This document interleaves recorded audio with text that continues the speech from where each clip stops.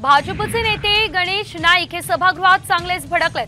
सकाळपासून सभागृहात होत असलेल्या गणेश नाईक यांना लक्षवेधी मांडू न दिल्याने ते नाराज होते। अखेर अजितदादा त्यांच्या मदतीला आले। अजित पवार यांनी गणेश नाईक हे सिनियर सदस्य आहेत आणि त्यांची लक्षवेधी घ्या ही विनंती अध्यक्षांना केली।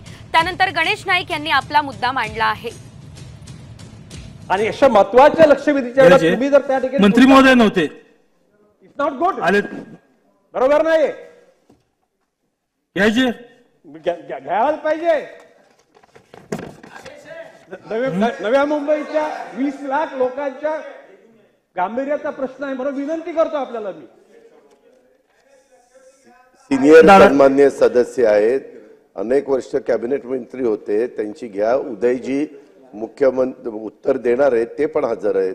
काय होतंय अध्यक्ष महोदय, मी पण सभागृहात 30-32 वर्ष काम करतोय। लक्षवेधी पाऊण तास चालतात, 10 लक्षवेधी मी प्रश्नोत्तराचा तास झाल्यापासून बघतोय चाललेलेच आहेत। निर्णय दिला मुख्यमंत्री म्हणजे या राज्याचा प्रमुख असताना त्याच्या शब्दाला किंमत नाही।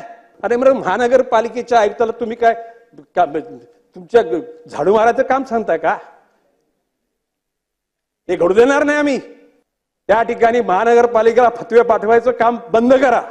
आणि माननीय मुख्यमंत्र्यांनी दिलेले शब्द त्यांच्या आदेशाला तिथे 5 पैशाची किंमत नाही। इथे दलाल आहेत या सिडकोमध्ये आणि या शासनामध्ये सुद्धा ह्या बिल्डर लोकांचे दलाल आहेत। महाराष्ट्रातील सर्व बातम्यांचे विश्वासार्ह व्यासपीठ,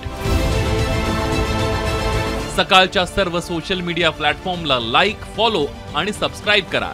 तसंच सर्व नोटिफिकेशनसाठी बेल आयकॉन प्रेस करायला विसरू नका।